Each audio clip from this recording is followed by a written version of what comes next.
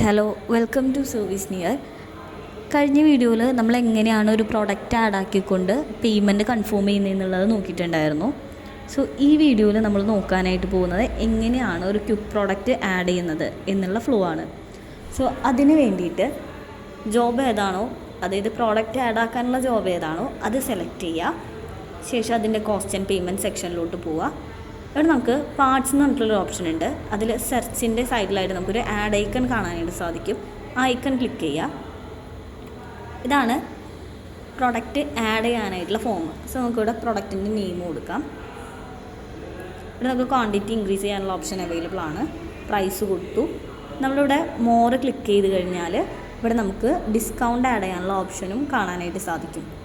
നമുക്ക് സേവ് കൊടുക്കാം. സോ നമ്മൾ ആഡ് ചെയ്ത പ്രോഡക്റ്റ് ഇവിടെ വന്നിട്ടുണ്ട്. ഇനി നെക്സ്റ്റ് കൊടുക്കുക. ശേഷം പേ ആൻഡ് കൺഫേം ക്ലിക്ക് ചെയ്യാം.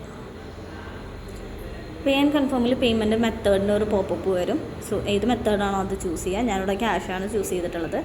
ശേഷം കൺഫേം പേയ്മെൻറ്റ് കൊടുക്കുക. പേയ്മെൻറ്റ് ഇവിടെ സക്സസ് ആയിട്ടുണ്ട്. സോ ഇങ്ങനെയാണ് നമ്മളൊരു ക്വിക്ക് പ്രോഡക്റ്റ് ആഡ് ചെയ്യുന്നത്. അടുത്ത വീഡിയോയിൽ ഒരു പ്രോഡക്റ്റിൻ്റെ റിട്ടേൺ എങ്ങനെയാണെന്നുള്ളത് നമുക്ക് നോക്കാം. Thank you.